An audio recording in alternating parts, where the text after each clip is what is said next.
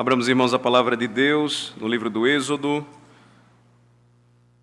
Êxodo capítulo de número 8.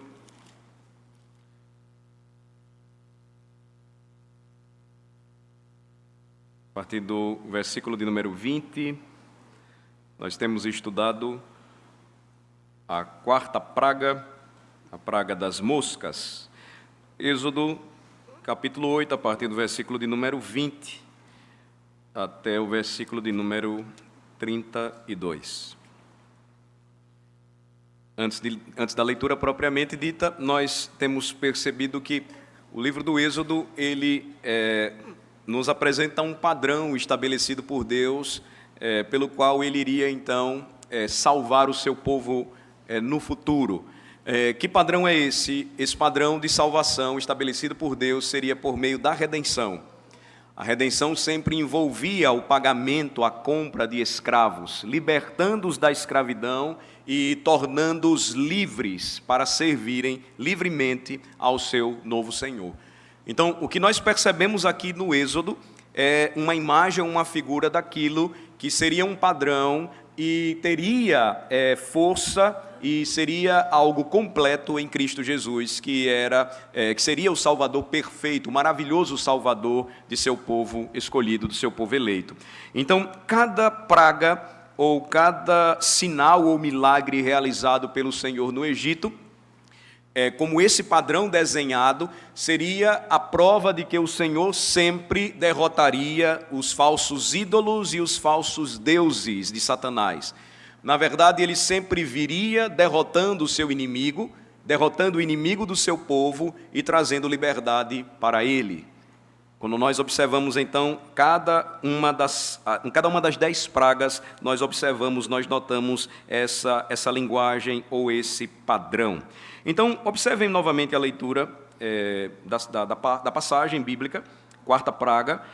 Lembrem-se que não foram moscas comuns, as moscas incomodam, as moscas trazem determinados tipos de doenças, mas as moscas domésticas, eu me refiro a estas, elas não devoram pessoas, assim como estas moscas aqui da quarta praga, o que nos mostra que provavelmente estes insetos alados, voadores, foram um tipo de mosca diferente, algo semelhante ao que nós temos aqui em nossa região e que nós chamamos de mutucas, ou seja, moscas que não somente incomodam, mas elas picam, elas chupam o nosso sangue e elas então provocam dor. Imaginem milhares de moscas como essas tomando conta de todo o Egito. Diz assim então a palavra de Deus, observem. Disse o Senhor a Moisés, levanta-te pela manhã cedo e apresenta-te a Faraó. Eis que ele sairá às águas. E dize-lhe, assim diz o Senhor, deixa ir o meu povo para que me sirva. Do contrário, se tu não deixares ir o meu povo, eis que eu enviarei enxames de moscas sobre ti e sobre os teus oficiais e sobre o teu povo e nas tuas casas. E as casas dos egípcios se encherão destes enxames, e também a terra em que eles estiverem. Naquele dia, separarei a terra de Gósen, em que habita o meu povo, para que nela não haja enxames de moscas, e saibas que eu sou o Senhor no meio desta terra. Farei distinção entre o meu povo e o teu povo. Amanhã se dará este sinal. Assim fez o Senhor. E vieram grandes enxames de moscas à casa de Faraó, e às casas dos seus oficiais, e sobre toda a terra do Egito, e a terra ficou arruinada com estes enxames. Chamou Faraó a Moisés e Arão e disse, ide, ofereceis sacrifícios ao vosso Deus nesta terra. Respondeu Moisés, não convém que façamos assim, porque ofereceríamos ao Senhor nosso Deus sacrifícios abomináveis aos egípcios. Eis que, se oferecermos tais sacrifícios perante os seus olhos, não nos apedrejarão eles? Temos de ir caminho de 3 dias ao deserto, e oferecemos sacrifícios ao Senhor nosso Deus, como ele nos disser. Então disse Faraó, deixar-vos-ei ir, para que ofereçais sacrifícios ao Senhor, vosso Deus, no deserto. Somente que saindo, não vades muito longe, orai também por mim. Respondeu-lhe Moisés, eis que saio da tua presença e orarei ao Senhor. Amanhã estes enxames de moscas se retirarão de Faraó, dos seus oficiais e do seu povo. Somente que Faraó não mais me engane, não deixando ir o povo para que ofereça sacrifícios ao Senhor. Então saiu Moisés da presença do Senhor, da presença de Faraó, e orou ao Senhor. E fez o Senhor conforme a palavra de Moisés. E os enxames de moscas se retiraram de Faraó, dos seus oficiais e do seu povo. Não ficou uma só mosca, mas ainda esta vez endureceu Faraó o coração e não deixou ir o povo. Nós continuamos aqui a estudar esta quarta grande praga, e o que nós observamos é que, como Faraó, ele não habitava na terra de Gósen, que foi justamente a terra que não foi atingida pela praga das moscas. É importante lembrar isso. Todas as pragas enviadas contra o Egito não atingiram a terra de Gósen. Por uma razão muito especial, na terra de Gósen, no centro do Egito, habitava o povo de Deus. Então, imaginem moscas terríveis ferindo e devorando os egípcios, com picadas dolorosas, espalhadas por todos os lugares, mas a terra de Gósen, no centro do Egito, sem uma mosca sequer. Então, nós observamos que, como Faraó não morava na terra de Gósen, ele logo descobriu que não gostava muito de moscas. É importante nós lembrarmos que o Deus que provavelmente foi atacado pelo Senhor, o Deus, falso Deus do Egito, que foi atacado pelo Senhor nesta quarta grande praga, foi Baal, ou Beuzebu, ou Baal-zebuba, que era reconhecido como o Senhor das moscas. Ou seja, ele tinha controle sobre os insetos. Ele trazia como que um repelente espiritual sobre a terra do Egito, evitando que as pragas, pequenos insetos, voadores, eles trouxessem algum incômodo, atingissem as plantações. Então, Baal-zebuba, ou Beuzebu, ele foi atingido em cheio. Por que razão? Porque Faraó agora começa a não gostar tanto do Senhor das moscas. Na verdade, notem, Faraó não se importava mais com moscas do que rãs ou até mesmo mosquitos. Quando ele percebeu que todos estes estavam destruindo sua terra, ele então decidiu fazer alguma coisa. Ele precisava fazer alguma coisa. Agora, eu não sei se vocês perceberam observando esta narrativa. Desta feita, agora, nesse momento, Faraó não mais recorreu aos seus mágicos. Ele não mais os procurou. Por que razão? Ele sabia que eles não tinham poder para resolver coisa alguma. Notem que ele não vai chamar mais os magos ou os feiticeiros para replicar os sinais e maravilhas de Deus, porque era somente isso que eles podiam fazer, aumentando mais as pragas, porque eles não tinham poder para resolver a questão. Faraó agora, ele vai diretamente, observem, a Moisés. O único que podia fazer alguma coisa sobre as moscas era o profeta de Deus. Então, qual é a atitude que ele vai tomar? Versículo de número 25, observem. Faraó vai convocar Moisés e o seu irmão Arão, e ele vai então dizer: pois bem, vão, ofereçam sacrifícios ao vosso Deus nesta terra. Nós começamos a perceber que Faraó ele era um negociador astuto. Se os irmãos lembram bem, no episódio das rãs, Faraó ele pede que o problema fosse resolvido e prometeu que iria deixar o povo ir em liberdade e adorar o Senhor no deserto. Mas no final da narrativa, no capítulo de número 8, versículo 15, notem que ele continuou com o coração endurecido, não ouviu a palavra do Senhor através dos seus profetas, como o Senhor havia dito, ele não quis escutar e, portanto, ele continuaria a barganhar e a negociar enquanto fosse possível. Então, observem que ele vai desenvolver uma nova estratégia. Ele era muito inteligente quanto a isso. Não era sem razão que ele era o faraó do Egito.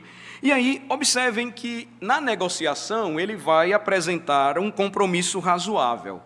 De acordo com o versículo de número 25, ele iria permitir que os israelitas fossem oferecer sacrifícios ao Senhor, mas observem, eles poderiam fazer isso desde que permanecessem no Egito, não saíssem do Egito. Eles podiam adorar ao Senhor, eles poderiam prestar culto ao Senhor, oferecendo sacrifícios a ele, mas Faraó vai dizer, olha, vocês podem fazer isso, ofereçam sacrifícios ao vosso Deus, diz o final do versículo 25, mas nesta terra. Ou seja, eles não estavam recebendo autorização para que saíssem para o deserto, como Deus havia exigido, mas pelo menos Faraó vai tentar ajeitar as coisas. Eles poderiam fazer expiação pelos seus pecados ali na terra. Eles poderiam fazer isso justamente ali. Observem que esta foi uma concessão grande o suficiente, sendo Faraó quem ele era. E por meio dessa concessão, notem, um povo escravizado por tanto tempo, desejoso de ser libertado, observando agora que Deus havia atendido o seu clamor, estava realizando sinais maravilhosos na terra do Egito, parecia ser uma oferta razoável. Qualquer um poderia ter aceito esta oferta. Tudo bem, nós vamos então poder prestar culto aqui, há liberdade para nós no Egito, façamos. Mas veja que se Moisés tivesse aceito a proposta, a estratégia de Faraó, ele estaria se comprometendo com o Egito. Notem a sequência lógica da narrativa. Poderia ter sido fácil para Faraó, para Moisés, racionalizar a situação. Veja só, nós não estamos conseguindo, mediante a negociação, sair, todo o povo, ir embora do Egito, ir para o deserto, rumo à terra da promessa, prestar culto ao Senhor. Mas Faraó está nos dando uma segunda opção. Moisés poderia ter racionalizado a situação e dito assim, pois bem, se nós não estamos conseguindo o maior, vamos então aproveitar o que temos, vamos agir com o que nós temos aqui em mãos. E observem que esta era a melhor oferta inicial que o negociador, Faraó, estava apresentando a Moisés e ao povo de Deus. A pergunta é, por que Moisés não tomou isso para si? Ou, por que ele não disse assim, vamos então aceitar, por que nós não tomamos isso? Porque o que era mais importante, o que era realmente mais importante, quando o Senhor estava dando a sua palavra e afirmando que iria torná-los livres, ordenando que Faraó libertasse o seu povo, para que este povo adorasse ao Senhor no deserto, não era apenas o seguinte, não importa onde nós estamos, importa que nós vamos sacrificar para o Senhor. Essa era a lógica de Faraó. O importante é sacrificar, não importa onde estivermos. Não era isso que Deus estava exigindo daquele homem. Voltem comigo um pouco, capítulo de número 5, versículo de número 1. Moisés sabia muito bem o que Deus havia dito a Faraó. O Senhor não havia dito a Faraó, deixe o meu povo ir sacrificar, com uma condição. Ou seja, você pode resolver o lugar onde eles devem fazer isso. Não, observem. Se nós lembrarmos um pouco que nós já estudamos, no capítulo 5, versículo de número 1, o que é que nós lemos? O que é que nós encontramos? Vamos ler. Depois foram Moisés e Arão e disseram a Faraó, o quê? Assim diz o Senhor, Deus de Israel, deixa ir o meu povo para que me celebre uma festa no deserto. Faraó sabia que o plano de Deus era tirar o povo completamente do Egito, era arrancá-lo de lá. Faraó sabia disso. Então, ele vai se recusar a aceitar a proposta, ou melhor falando, a ordem de Deus, e vai apresentar uma contraproposta. Qual é a negociação dele? Eu vou conceder isso de uma forma parcial. Eu vou conceder isso a vocês, mas vocês precisarão se comprometer comigo. Percebam bem, o que Faraó está dizendo é, eu não vou dar ouvidos à vontade revelada de Deus, anunciada através do seu profeta. Deixa o meu povo ir completamente para o deserto, fazer uma festa em louvor ao meu nome, prestar culto ao meu nome. Eu vou conceder isso, mas de forma parcial. Eles vão fazer isso, mas eles continuam sendo meus, Eles vão fazer isso, mas eles continuarão comprometidos comigo. Quando o faraó tentou barganhar com Moisés, veja, Moisés vai responder claramente que não. Essa é a razão que nós já encontramos no capítulo 5, versículo 1. Voltem para o capítulo 8 comigo, observem. Nos versículos 26 e 27, observem a resposta de Moisés. Ela vai levantar várias questões. Moisés vai dizer assim, a sua resposta é: não convém que façamos assim, porque ofereceríamos ao Senhor nosso Deus sacrifícios abomináveis aos egípcios. Eis que se oferecermos tais sacrifícios perante os seus olhos, não nos apedrejarão eles? Temos de ir caminho de 3 dias ao deserto, e ofereceremos sacrifícios ao Senhor nosso Deus, como Ele nos disser. Veja, o mandamento de Deus era para deixar o Egito completamente. O faraó não queria conceder isso a Moisés. Observem que o raciocínio, a argumentação de Moisés estava correta. Por que razão? Ele pergunta a Faraó se os egípcios não se sentiriam ofendidos com tais sacrifícios. Por que razão? Vejam só, os animais que seriam oferecidos como sacrifício ao Senhor, se isso acontecesse no meio do Egito, seria abominação para aquele povo. Por quê? Touros e carneiros eram adorados pelos egípcios. Os touros eram sagrados para uma divindade chamada Apis. As vacas, elas eram consideradas divindade e importantes para a deusa Ísis. Bezerros eram importantes para outra divindade egípcia, outro falso deus chamado Hathor.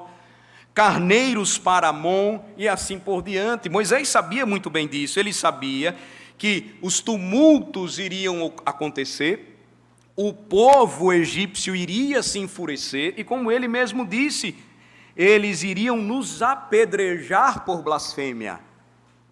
Vocês percebem como o faraó, ele era astuto, ele tenta barganhar, ele tenta comprometer o povo de Deus, porque ele sabia que no final, se Moisés aceitasse a proposta, o próprio povo de Deus novamente iria sofrer. Os egípcios iriam atacá-los, porque eles estariam sacrificando animais que para o povo egípcio era muito precioso. Se nós pudéssemos fazer uma comparação aqui, era como se nós sacrificássemos, por exemplo, sacrificássemos porcos ou comêssemos porcos dentro de uma sinagoga judaica, ou assássemos hambúrgueres de vaca perante os hindus na Índia. Ainda hoje, aqueles que não temem ao Senhor, em suas falsas religiões, eles ainda adoram deuses, animais, melhor falando, como se fossem deuses. Não é estranho para nós observar hoje que mesmo nas nações ocidentais, o que nós temos percebido como uma pressão para que nós não comamos mais carne animal, não tem somente uma razão de saúde alimentar por trás. E ainda muitos me perguntam por que minha frase no WhatsApp é bacon é a cura. É porque existe uma força por trás, tentando passar a ideia de que os seres humanos, criados à imagem e semelhança de Deus, devem submeter-se às criaturas, quando na verdade deveriam ser bons mordomos da criação. Comer animais nunca foi algo proibitivo pelo Senhor.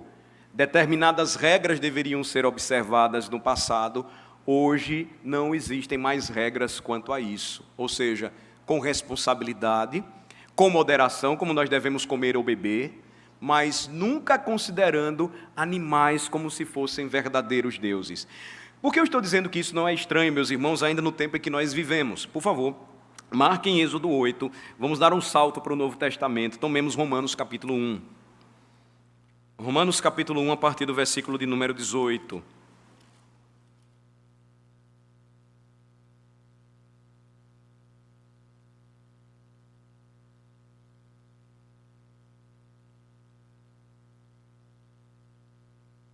Faraó estava persuadindo Moisés a violar o mandamento de Deus. Do mesmo modo, se Moisés obedecesse ou atendesse, melhor falando, a proposta de Faraó, aconteceria no Egito um verdadeiro desastre, porque os egípcios iriam atacá-los com força, eles iriam apedrejá-los. Veja a consciência que Moisés tinha disso. E quando nós tentamos entender ou aplicar, ou tentar compreender a natureza da verdadeira questão, é que os homens, eles, porque estão em uma atitude de alienação, ou seja, eles vivem no mundo como se Deus não existisse, e, portanto, eles não se submetem aos mandamentos de Deus, por conta do seu estado de rebelião, eles continuam a fazer as mesmas coisas. Paulo vai escrever aos Romanos e dizer estas mesmas verdades. Observem a partir do versículo 18. A ira de Deus se revela do céu contra toda a impiedade e perversão dos homens que detêm a verdade pela injustiça. Então, tudo começa a partir daqui. Quando se rejeita a verdade e se prefere a injustiça. Por quê? Versículo 19. O que de Deus se pode conhecer é manifesto entre eles, porque Deus lhes manifestou. Porque os atributos invisíveis de Deus, assim o seu eterno poder, como também a sua própria divindade, claramente se reconhecem desde o princípio do mundo, sendo percebidos por meio das coisas que foram criadas. Tais homens são, por isso, indesculpáveis. Porquanto, tendo conhecimento de Deus, não o glorificaram como Deus, nem lhe deram graças. Antes se tornaram nulos em seus próprios raciocínios, obscurecendo-lhes o coração insensato, inculcando-se por sábios, tornaram-se loucos. E aí o versículo 23 diz: e mudaram a glória do Deus incorruptível em semelhança da imagem de homem corruptível, bem como de aves, quadrúpedes e répteis.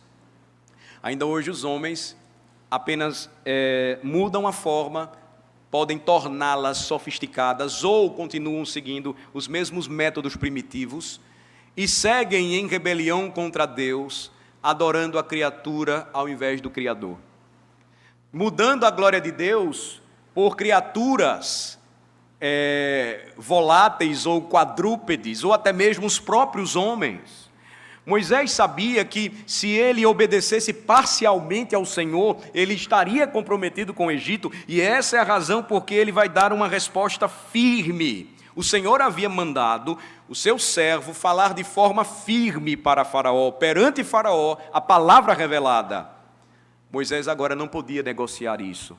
Veja que a verdadeira questão era que ficar no Egito violaria o mandamento de Deus, e é por isso que Moisés prosseguiu dizendo, voltem comigo por favor para Êxodo capítulo 8, no versículo de número 27, ele então vai dizer: temos de ir, caminho de 3 dias ao deserto, e ofereceremos sacrifícios ao Senhor nosso Deus, como Ele nos disser. Veja que é apropriado, por vezes, usar um argumento prático para tentar persuadir alguém a fazer o que é certo. Mas veja que, em última instância, esse padrão para o certo e o errado, para o crente, sempre será a vontade de Deus. Então, a razão pela qual Moisés se recusou a se comprometer, percebam, foi porque ele se comprometeu a fazer exatamente o que Deus lhe ordenou. Ele não poderia voltar atrás. De modo que no versículo 27 ele vai dizer claramente: nós precisamos ir, é para o deserto que nós temos que ir, lá nós vamos oferecer sacrifícios ao Senhor nosso Deus, e ele conclui, de acordo com a sua vontade revelada, como ele nos disser. O que é que Moisés sabia, meus irmãos, de forma muito clara? Que uma das diferenças entre o povo de Deus e o povo de Faraó é que o povo de Deus fazia o que Deus mandava fazer. O povo de Deus fazia o que Deus dizia. O povo de Deus não seria guiado por nenhuma outra palavra, senão aquela revelada pelo seu Senhor. Portanto, se Deus lhes dissesse para fazer sacrifícios no deserto, jamais eles fariam sacrifícios no Egito. Veja que o exemplo de Moisés, irmãos, mostra que quando se trata de obedecer os mandamentos de Deus, não pode haver da nossa parte, enquanto cristãos, compromissos com o Egito. Vocês percebem o padrão? O padrão revelado por Deus com respeito à nossa redenção, ensinado no Êxodo, também molda o padrão pelo qual o povo de Deus, agora redimido, deve viver. Eu vou repetir. O exemplo de Moisés mostra que quando se trata de obedecer aos mandamentos de Deus, não pode haver da nossa parte compromissos com o Egito. Isso é verdade quando iniciamos a vida cristã, quando um pecador chega primeiramente a Cristo.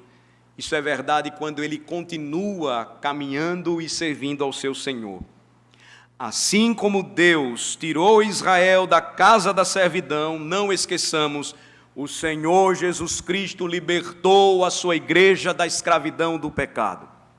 Quando nós estudamos os nossos catecismos, veja que de forma muito importante, antes de iniciarmos o estudo aos 10 mandamentos, que nos trazem o resumo da lei de Deus, os nossos catecismos começam apresentando o prefácio aos 10 mandamentos. Por que razão?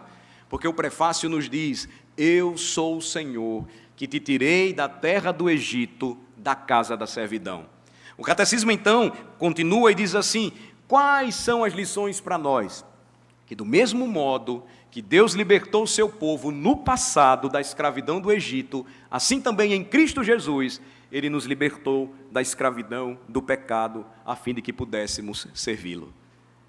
Então, meus amados irmãos, o que nós estamos vendo aqui é muito importante para nós. Cristo nos libertou, a sua igreja, da escravidão do pecado, não para que caminhássemos metade do caminho, mas para que caminhássemos todo o caminho. Não para que ficássemos no Egito, mas que seguíssemos para o deserto. Essa é a verdade gloriosa que nós encontramos em todo o Evangelho. Notem também, irmãos, que algumas pessoas estão interessadas na fé cristã. Elas até desejam se tornar religiosas, mas elas nunca se tornarão verdadeiramente cristãs. Por que razão? Porque ainda continuam comprometidas com o Egito. Elas vêm à igreja no domingo, mas elas não estão dispostas a deixar para trás os seus pecados no resto da semana. Veja, para entendermos a verdade aqui revelada, quando nós estudamos esta quarta praga, nós precisamos perceber que, à luz de Êxodo 8, muitos ainda hoje estão dispostos a fazer alguns sacrifícios, mas não estão dispostos a renderem por completo suas vidas totalmente ao Senhor. Veja que todos precisavam sair do Egito. Tornar-se um cristão significa deixar o pecado para seguir a Cristo. Lembre-se das palavras do nosso Senhor: se alguém quer vir após mim, negue-se a si mesmo, tome a sua cruz e siga-me.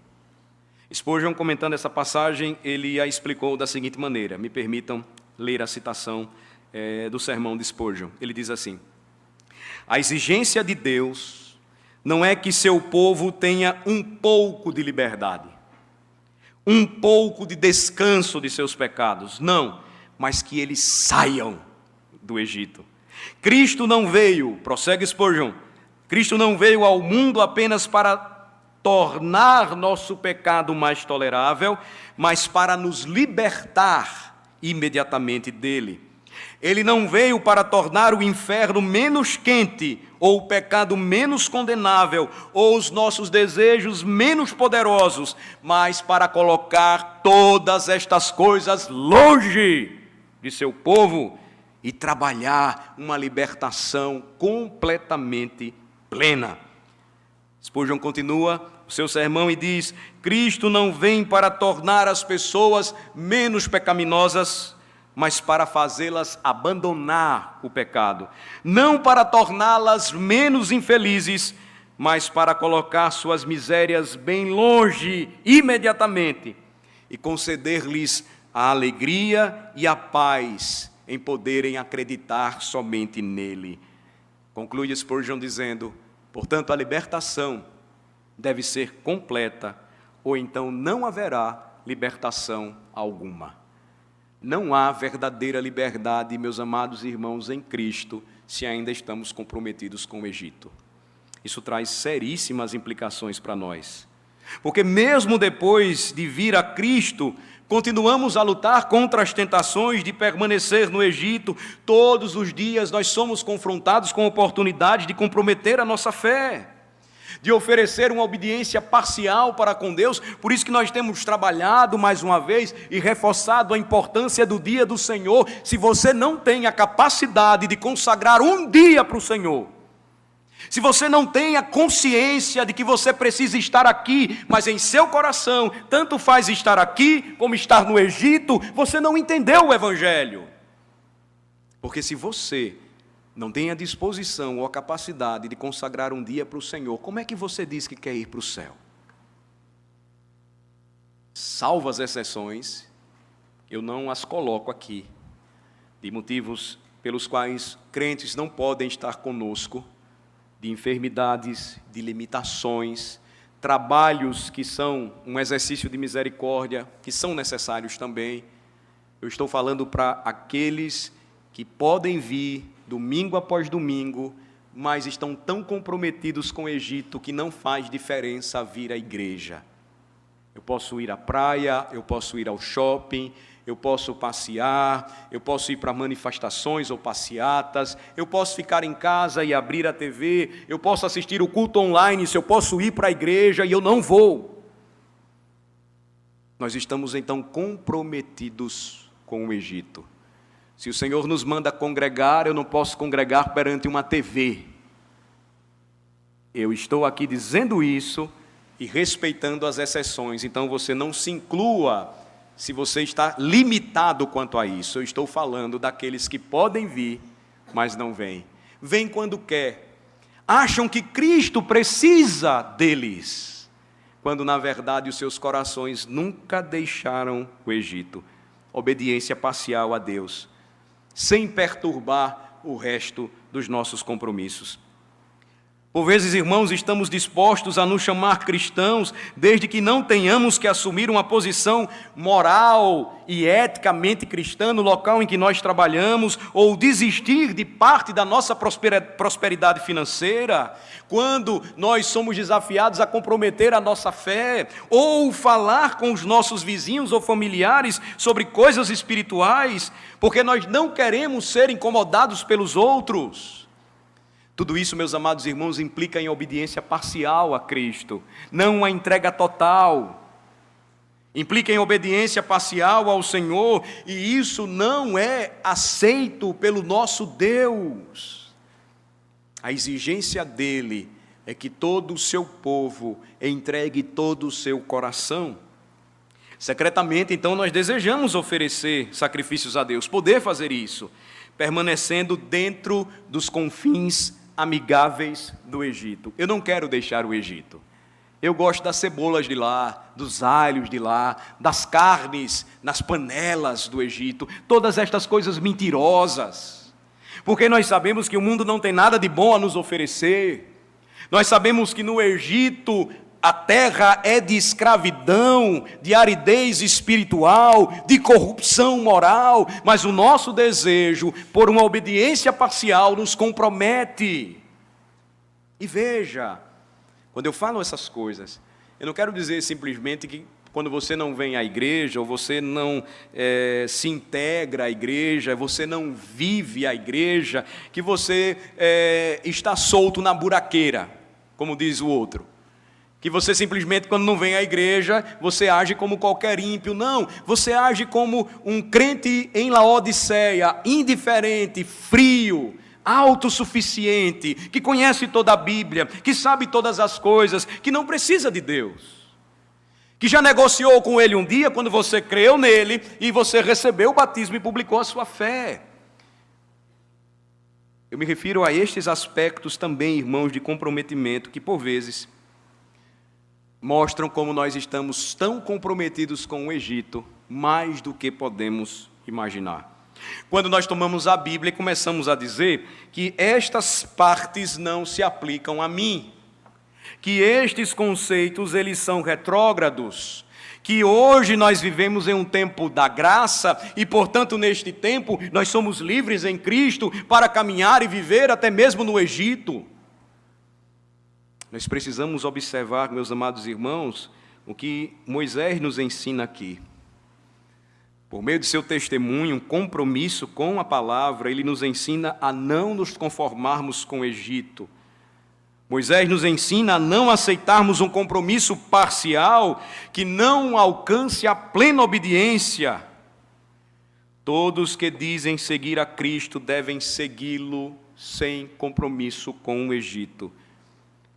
Vou citar novamente Spurgeon pregando sobre este assunto. Ele disse assim: se Moisés tivesse pensado que um pouco de caminho para o deserto salvaria Israel, ele teria deixado que eles fossem um pouco para o deserto, e haveria um fim para isso.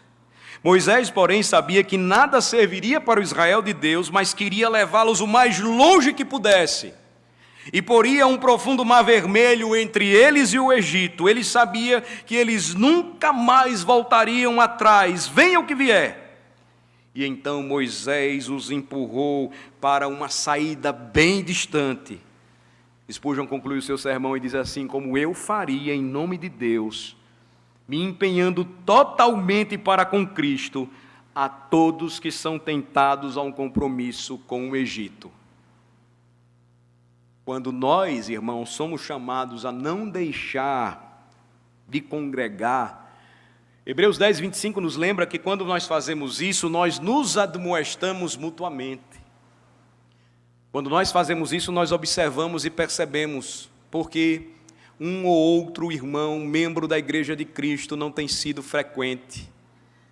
Nós começamos então a conversar com ele, nós vamos até o seu encontro, nós entramos em contato com ele, nós então vamos exercendo esse trabalho de exortação e também conforto mútuo. Nós somos animados e lembrados uns aos outros que não podemos deixar de congregar, de estarmos juntos. Porque nós temos um compromisso com a palavra de Deus, nós sempre damos um passo à frente, jamais atrás em nossa caminhada cristã, desejando voltar para a terra da perdição. Observem, irmãos, como o nosso empenho deve ser total para com Cristo a todos os que são tentados ainda hoje a este compromisso com o Egito. E aí, meus irmãos, me permitam uma exortação pastoral. Nós precisamos, como cristãos, saber usar as redes sociais. Eu estou notando irmãos usando de forma imprudente as redes sociais. Esse meio tão importante, veículo de informação e também de difusão do Evangelho, por vezes está revelando o compromisso de muitos crentes desta congregação com o Egito, com as loucuras que postam, com as palavras imprudentes, quando compartilham até mesmo coisas que contrariam a nossa fé.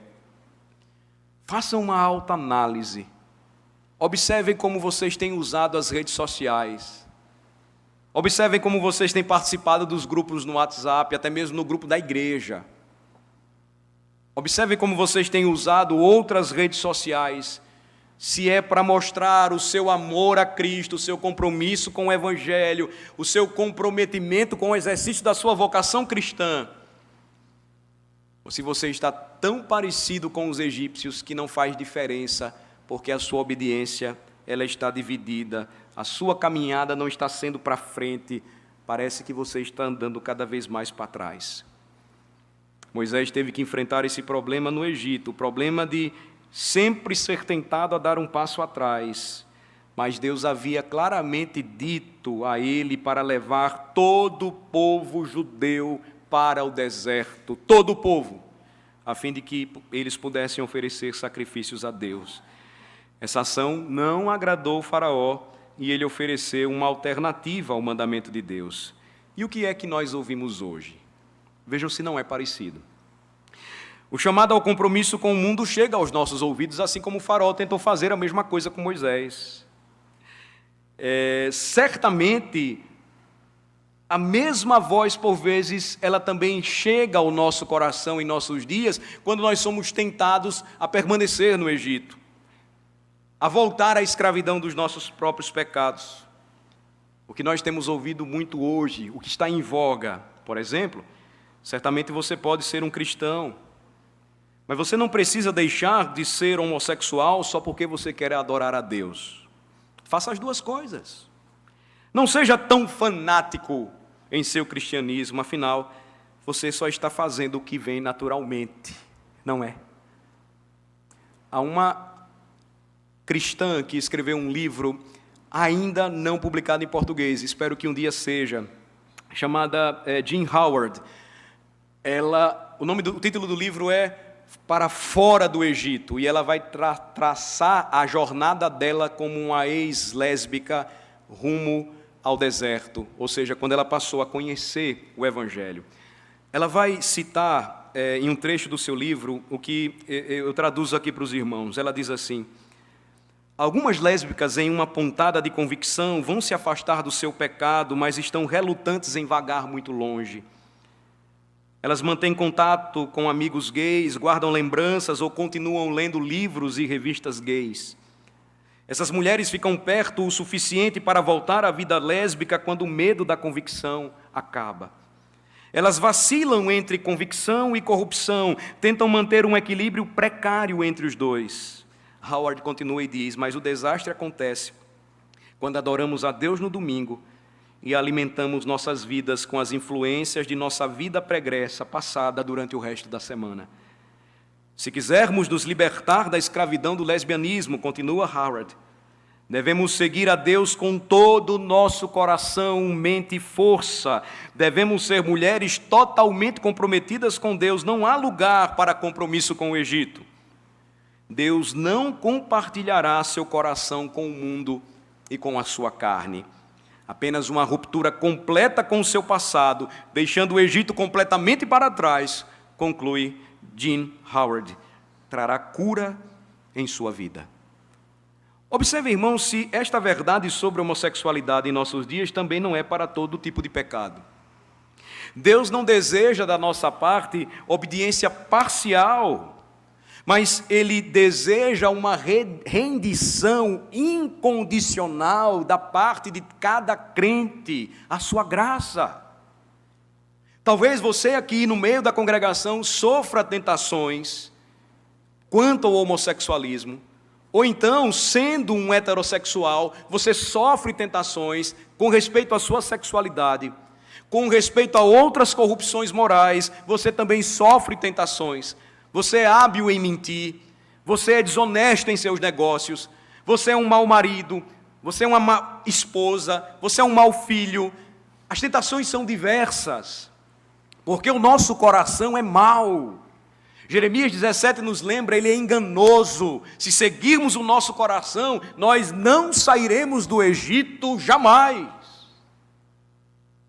Mas notem, Deus não deseja dos seus filhos uma obediência parcial. Quando o seu evangelho é pregado, todo pecador é desafiado a tomar a sua cruz e seguir o Mestre. Mateus estava na coletoria. Ele recebia impostos de seu próprio povo, trabalhando para o Império Romano, e ele ganhava em cima daquilo que ele extorquia. Bastou passar Jesus. Os evangelhos relatam, o próprio evangelho dele, ele descreve o seu chamado, a sua conversão. Jesus o chama para segui-lo. Mateus ou Levi precisava ter um comprometimento total com Cristo. Ele deixa tudo para trás, ele segue o Mestre. Pedro, André, Tiago e João, pescadores em Cafarnaum, tinham uma empresa de pesca. O Senhor passa após eles e diz: venham após mim e eu tornarei vocês pescadores de homens. Ou seja, vocês vão aprender agora a viver e depender de mim. Estes homens largam tudo e seguem a Cristo. Não era algo parcial, não era algo como: Senhor, deixa primeiro eu enterrar os meus pais. Não, nós somos chamados a seguir a Cristo e essa obediência, ela deve ser total. Com respeito a qualquer pecado, irmãos, que soframos, qualquer tentação para pecar que enfrentemos, o Senhor sempre nos oferece uma rendição incondicional à nossa graça. Ele nos diz a sua palavra, Ele nos convida a ouvi-la, a acreditar nela e, confiando assim no Senhor, seguirmos adiante na caminhada cristã. Vejam que em Êxodo 8, a parte final, Faraó então ele vai pedir uma pequena oração por ele. Você já deve ter passado por isso, alguém que não tem comprometimento nenhum com Cristo, com a sua palavra, mas diz assim: ore por mim, faça uma oração por mim. Faraó agiu do mesmo modo, ou mais ou menos da mesma forma. Veja no versículo de número 28. Diz assim: então disse Faraó, deixar-vos-ei ir para que ofereçais sacrifícios ao Senhor vosso Deus no deserto. Somente que saindo, não vades muito longe. E ele conclui assim, até apresentou um certo ar de espiritualidade, mais fajuta. Orai também por mim. Uma vez que ele percebeu que não deixar o Egito, mas adorar ao Senhor na terra do Egito não estava na mesa de negociação, o que foi que Faraó então procurou fazer? Uma vez que ele percebeu que Moisés nunca concordaria com um compromisso com o Egito, ele decidiu deixar o povo de Deus ir. E ele precisava disso na prática, porque ele necessitava que o servo de Deus orasse em favor dele para que aquelas terríveis moscas deixassem o Egito, mas nós já sabemos a história. Ele não ia deixar o povo ir de modo algum. Na verdade, ele vai acrescentar uma condição, no versículo de número 28, eu vou deixar você ir e oferecer sacrifícios ao Senhor, seu Deus, no deserto, mas você não deve ir muito longe. Ele queria que o povo ficasse perto o suficiente a fim de que os seus exércitos pudessem observá-los. Mais adiante nós vamos perceber no que isso vai dar. Depois que de definitivo ele acaba expulsando o povo de Deus do Egito, depois ele vai mandar o exército caçá-los. Ele mesmo vai com eles. Então, nós já sabemos os estratagemas do inimigo. Lembrem-se, o mundo nunca vai nos oferecer alguma coisa sem pedir algo em troca. O Egito nunca vai nos oferecer algum benefício sem exigir de nós comprometimento. Faraó, então, estava mais uma vez sendo um estrategista. Com essa restrição, observem, ele não contradizia diretamente a ordem de Deus de deixar o seu povo, e aí Moisés ele vai aceitar a oferta. O versículo de número 29 a 31, então, diz: respondeu-lhe Moisés, eis que saio da tua presença e orarei ao Senhor. Amanhã estes enxames de moscas se retirarão de Faraó, dos seus oficiais e do seu povo, somente que Faraó não mais me engane, não deixando ir o povo para que ofereça sacrifícios ao Senhor. Então Moisés saiu Moisés da presença de Faraó e orou ao Senhor. E fez o Senhor conforme a palavra de Moisés, que os enxames de moscas se retiraram de Faraó, dos seus oficiais e do seu povo. Não ficou uma só mosca. Veja que o desaparecimento das moscas também, do mesmo modo que elas chegaram, foi um outro milagre. Quando nós estudamos as pragas do Egito, nós vamos perceber que muito mais milagres foram realizados. Mais uma vez, o Senhor estava mostrando que Ele era mais poderoso do que qualquer um dos falsos deuses do Egito. Mais uma vez, ele estava afirmando que Belzebu, o senhor das moscas, na verdade, não era o senhor das moscas, mas que o senhor de todas as coisas, dos seres microscópicos ou de um universo macroscópico, se chama Cristo. Quando nós lemos a passagem em Colossenses capítulo 1, nós percebemos que o Senhor Jesus Cristo é o Senhor de tudo e de todos. O Senhor tem poder e exerce o controle sobre toda a criação. Belzebu, o senhor das moscas, na verdade não era senhor de mosca alguma. E o Senhor então vai responder à oração de seu profeta. Deus vai usar o seu poder sobre a criação, novamente para trazer ordem à criação, uma vez que em cada praga, o Senhor estava mostrando também que, se Ele falasse, toda a ordem da criação, ela poderia ser mexida, ela poderia ser, então, modificada. E aí, a criação, ela agora novamente é ordenada, e as moscas, diz o versículo de número 31, observem, conforme a palavra do Senhor, as moscas, então, se retiraram, e os oficiais, Faraó e todo o povo, foram aliviados dessa praga. E o final do versículo 31 vai dizer que não ficou uma só mosca. Depois que as moscas partiram, nós já sabemos a história, cabia a Faraó então manter a sua palavra, mas o versículo de número 32 diz que ainda desta vez endureceu Faraó o coração e não deixou e o povo. O que nós notamos aqui, mais uma vez, irmãos, a distinção que o Senhor fez, nós começamos a aprender quando estudamos no domingo passado, o início desta quarta praga. O Senhor faria diferença clara entre o seu povo e o povo de Faraó. Entre ele, o Deus Todo-Poderoso, e Satanás e os seus falsos deuses que levam as pessoas à perdição. Ele estava novamente demonstrando que a decisão de escolher o povo de Israel para si foi uma decisão baseada na sua própria graça, misericórdia, porque não havia bondade alguma também no povo judeu. Ele os escolheu porque decidiu escolhê-los. Ele os amou porque decidiu amá-los. Do mesmo modo, Faraó continuaria com seu coração endurecido, mesmo percebendo tantos sinais e maravilhas em sua terra. O Senhor novamente revelando ser o Senhor ou o dono de toda a terra, inclusive do Egito.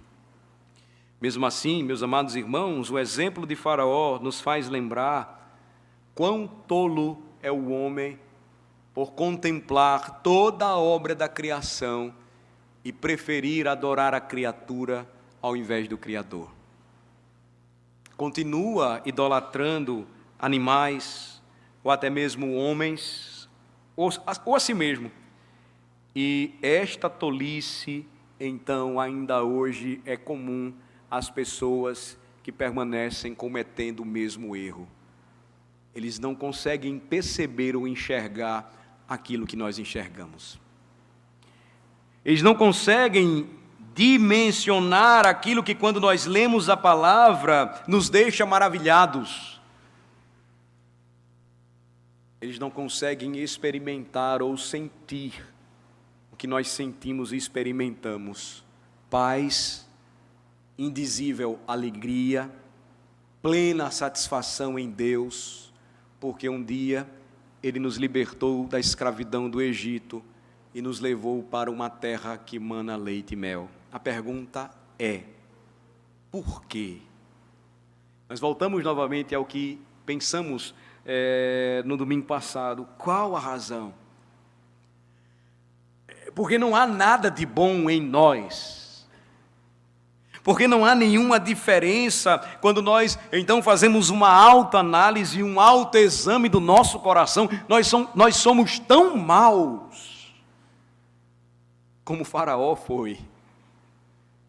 Nós temos, por vezes, tantos compromissos com o Egito, como Faraó estava tão comprometido com a sua terra e os seus deuses.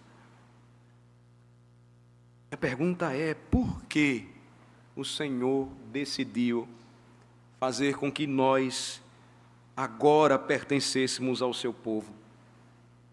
A resposta é que Ele decidiu nos escolher, é que Ele decidiu nos amar, e isso por bondade, misericórdia e graça. Não há outra explicação. Muitas pessoas, ainda hoje, irmãos, tentam oferecer a Deus algum tipo de compromisso. Quando precisam de ajuda, começam então a negociar com Ele.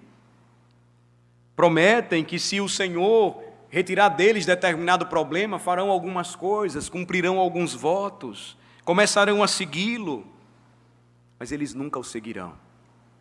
São como Faraó.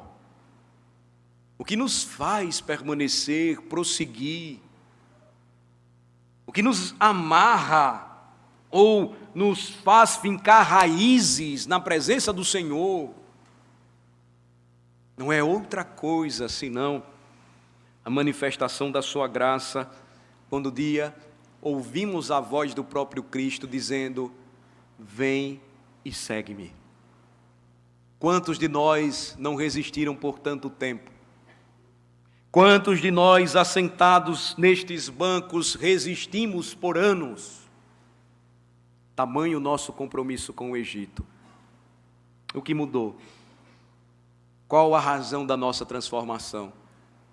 Quando o apóstolo Paulo fala aos coríntios de que eles não deveriam mais viver como antes, e ele vai elencar alguns pecados que eram comuns na sociedade de Corinto, como o assassinato, ou a homossexualidade, ou a idolatria e tantos outros, ele vai lembrar e vai dizer: vocês foram um dia assim. A expressão é: tais fostes alguns de vós, mas vocês foram lavados, vocês foram regenerados ou transformados por Cristo. Não há explicação senão, irmãos, o grande amor de Deus em ter dado o seu Filho unigênito por nós, para que todo aquele que nele cresce não perecesse, mas recebesse dele a vida eterna. Muitos, assim que seus problemas acabam, esquecem-se completamente de Deus. Quantos de nós, às vezes, congregam nas igrejas e agem do mesmo modo? Eu costumo dizer que nós temos 2 cultos de avivamento aqui em nossa igreja. Ou 2 programações de avivamento, vamos dizer assim. A primeira delas é o musical de Natal do final de ano. É um tempo de avivamento. Eu vejo pessoas que às vezes por 2 anos eu não vi. Ou pelo menos o ano todo não aparece, mas está aqui. E o outro momento também que chama muito a nossa atenção é o dia 31 de dezembro, final do ano. Pipoca a gente. Parece que as pessoas têm a ideia de que se fizerem isso, resolvem os seus problemas com Deus. É a ideia da comunhão, do comprometimento da comunhão parcial.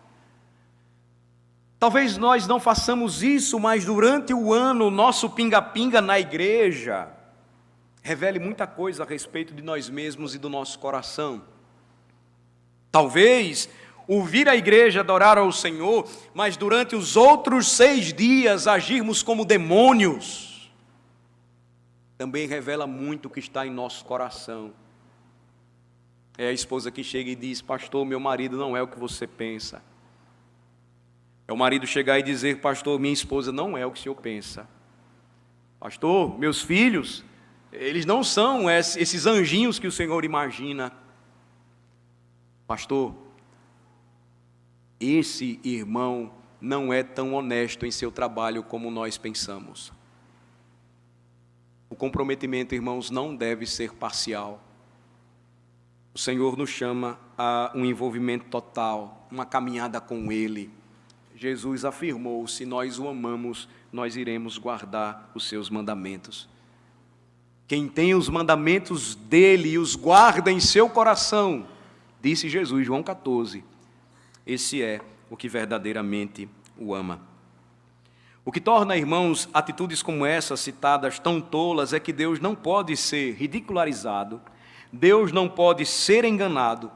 A Escritura diz que terrível coisa é cair nas mãos do Deus vivo, terrível coisa é cair nas mãos do Deus irado, porque o nosso Deus é fogo que consome. Ele faz uma distinção cuidadosa entre o seu povo e aqueles que não são seu povo. Cuidado para que você não seja joio no meio do trigo.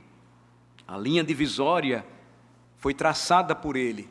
Esta linha divisória, se somos povo de Deus ou se somos povo do Egito, é Jesus Cristo. Com isso eu quero encerrar lembrando a vocês: sua cruz é a redenção que Deus estabeleceu entre a fé e a incredulidade. Lembremos, não fomos comprados por prata ou ouro, mas por seu precioso sangue. Sua cruz é a redenção que Deus estabeleceu entre a fé e a incredulidade. Entre os de coração endurecido, assim como o Faraó, e os que nasceram de novo e receberam dele um novo coração. Entre os redimidos e os condenados. A linha divisória entre o Egito e o deserto, hoje, a sua vívida aplicação está em Cristo, sua cruz, sua salvação. Por isso é urgente que você nesta noite saia do Egito e creia em Cristo. Por isso é urgente que nesta noite a escolha dada, mais uma vez pela pregação do Evangelho, é que é muito melhor viver com o povo de Deus, ainda que no deserto por 40 anos, do que permanecer no Egito. conclusão é: de que lado nós estamos? Com quem nós temos caminhado? Temos saudades do Egito ou ansiamos o céu? Amamos tanto a Cristo e a sua palavra que não colocamos na mesa de negociação os seus mandamentos.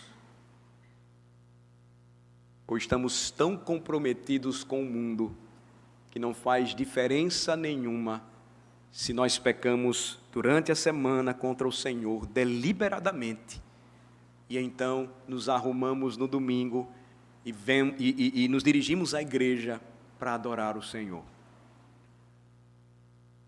Repito, meus amados irmãos, é dada a nós uma escolha nesta noite. Eu pergunto: de que lado você está? Para você, onde é melhor viver? Com o povo de Deus ou ficar no Egito? Eu espero que com isso nós sejamos despertados nesta noite, nós que já caminhamos com Ele. Compromisso maior, um envolvimento maior. Nós precisamos entender as implicações práticas do Evangelho. Não é somente guardar aqui, é vivenciar tudo aquilo que está em nosso coração, dia após dia. Eu espero que você que ouve a pregação nesta noite, mas ainda está preso, escravo ao pecado, seja liberto por aquele, o único que tem poder para te salvar. Ninguém pode fazer isso por você. Seu nome é Jesus Cristo. Ele é o Senhor das moscas, o verdadeiro Senhor das moscas. Ele é o Senhor de toda a criação. Ele é o Senhor do universo e, portanto, Ele tem poder sobre a sua vida. Vida e morte estão em suas mãos. Só Ele pode decidir salvá-lo. Só Ele tem poder para salvá-lo. Não há outro caminho senão correr até Ele e clamar por misericórdia. Faça isso ainda hoje e você experimentará de uma paz que o mundo não pode dar, de uma alegria que nada no Egito pode substituir, de uma esperança que nada neste mundo pode lhe oferecer. Somente Cristo, por sua maravilhosa graça. Vamos orar. Ó Deus nosso Pai, nos rendemos a Ti com gratidão no coração por Tua santa palavra. A verdade do Teu santo Evangelho, mais uma vez anunciada para nós. O desafio, Senhor, para que não vivamos comprometidos com o Egito, mas entendamos o significado de ser sal e luz para o mundo, de proclamar as virtudes daquele que nos chamou das trevas para a sua maravilhosa luz. Concede-nos, Senhor, a consciência de que somos um povo em marcha, rumo a Canaã celestial, peregrinos no deserto desta vida, libertos da escravidão do Egito. Que não haja, Senhor, sentimentos de saudade de nossa parte pelo mundo. Que não haja, ó Senhor, comprometimentos da nossa parte com o Egito. O Senhor veio ao mundo para nos dar libertação completa, jamais parcial. Possamos crer nisso e viver diariamente pela fé. Traz, ó Senhor, poderosa salvação para aqueles que precisam crer e serem salvos assim como nós nesta noite, pois só o Senhor pode realizar esta obra. O Senhor amou com grande amor o seu povo. O Senhor tem reunido o seu povo espalhado sobre a face da terra. Ah, Senhor, nós oramos para que nesta noite, eleitos aqui também sejam alcançados pelo poder do Teu Evangelho. Que os nossos filhos sejam tocados e se decidam professando a sua fé no Senhor. Os nossos jovens sejam fortes e vençam o mundo porque estão em Cristo Jesus. Busquemos a restauração para as nossas casas. porque confiamos plenamente em Ti, ó Senhor. E haja também, ó Senhor Deus, verdadeira liberdade para aqueles que estão cativos aos seus pecados, que acham que podem viver de forma dúbia, com um duplo coração, que entendam de uma vez por todas que a Tua palavra, o Teu mandamento nos diz: filho meu, dá-me o Teu coração. Ah, Senhor, que privilégio para nós, mais uma vez, é adorá-lo e ouvir a voz da profecia. Em nome de Jesus oramos. Amém.